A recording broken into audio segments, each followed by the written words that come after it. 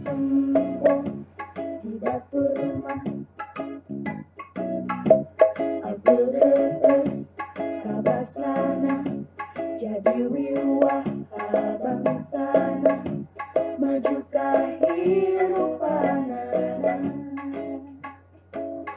Sifat aku urang Sunda, Sunda rees basa Sunda, laki lembut rek di kota, mukolot rejeng nungorot, ayu make basa Sunda. Assalamualaikum.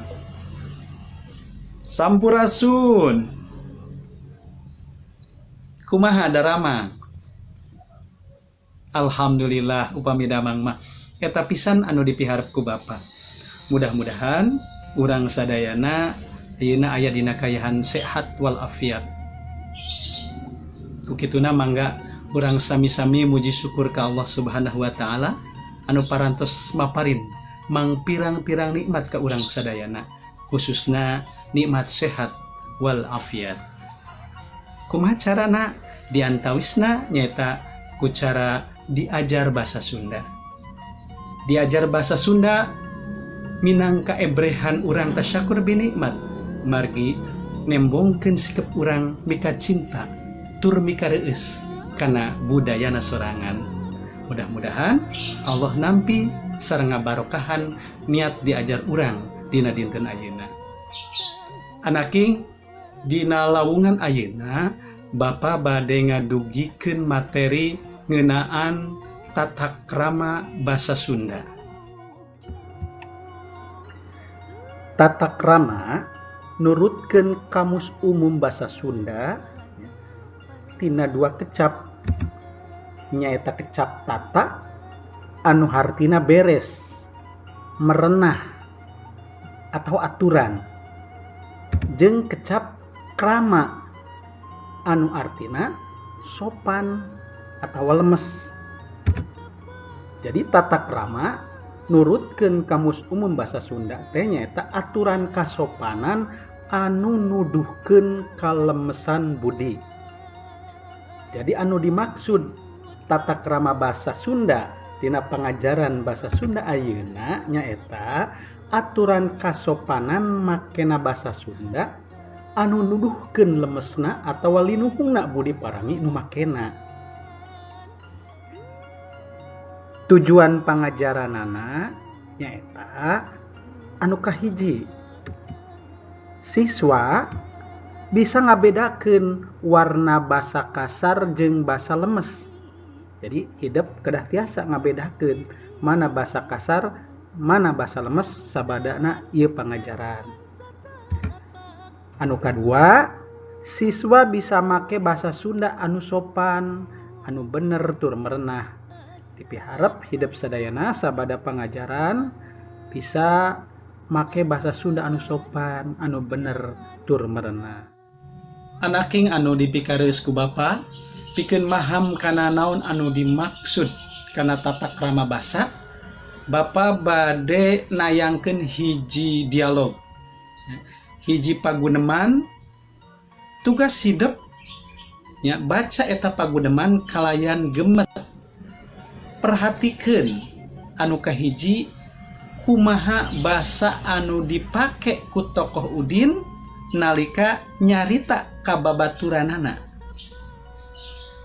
Nu kadua perhatikeun oge kumaha bahasa anu dipake ku Udin nalika nyarita jeung guruna.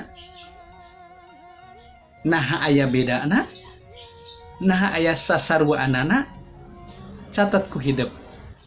Mangga peratoskeun dialogna di handap. Tembok di dapur rumah, aku rees kabasana, jadi wiwah bangsana, maju kahirupana. Sifat aku urang Sunda, Sunda rees basa Sunda, laki lembut rek di kota,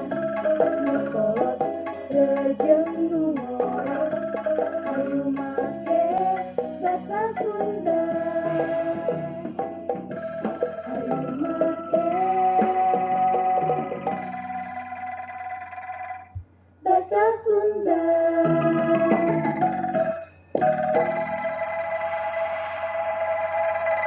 Nah, dina ieu jirangan Bapak bade ngetes hasil maca hidup sadayana. Sabada hidup tadi maca kumaha dialogna nya, kumaha pagunemanana, Bapak bade haros cikeura. Kumaha basa anu dipake ku Udin ka Ujang? Nah, bahasa lemes apa bahasa kasar? Leres bahasa kasar. Naon margina? Margi ya, Udin nyarios karerencangan caketna Ujang. Eta nu disebut bahasa kasar. Bahasa kasar teh bahasa loma. Loma teh deukeut. Bahasa nu dipake ka babaturan anu geus deukeut. Teu meunang ku urang dipake ka batur anu can wau acan komo kasaluhureun. Sok sanajan bahasa kasar, bahasa loma, tapi lamun geus deukeut mah iketan batina henteu karasa ngahina. Asa biasa be. Sabab tadi teh nilai rasana bahasa loma mah bahasa jeung babaturan deukeut, kasar oge teu karasa nyentuh kana hate. Beda deui jeung basa anu dipake ku Udin ka guruna. Cik dina dialog tadi, bahasa naon nu dipake ku Udin ka guruna? Naha bahasa lemes apa bahasa kasar? Leres pisan. Bahasana bahasa lemes. Naon sababna Udin make bahasa lemes ka guruna? Sabab ngahormat. Ya, hayang hormat ka guruna. Ya. Ku kituna bahasa lemes teh bahasa hormat oge disebutna. Pikeun urang ngajenan ya kasasama utami mah kasaluhureun komo ieu ka guru. Janten bahasa lemes wajib dianggo ku urang kasaluhureun, ka guru, ka ibu rama ya, ka lanceuk-lanceuk, ka asup kanu can wawuh. Kudu ku urang dipake warna bahasa lemes atau bahasa hormat. Patalekan saterasna cik numutkeun hidup kumaha kira-kira lamun Udin nyarita ka guruna sarua bahasana nalika Udin nyarita ka Ujang babaturan dekeutna. Kinten-kinten kumaha nu karaos? Leres pisan. Tangtos bakal nyentuh karaosna. Naon sababna? Sabab nya dina nyarita make bahasa Sunda kasar ya, pikeun saluhureun komo ka guru karasana bakal teh sopan pisan, bakal nyentuh kana hate. Ku kituna bahasa Sunda mah disebutna oge bahasa rasa.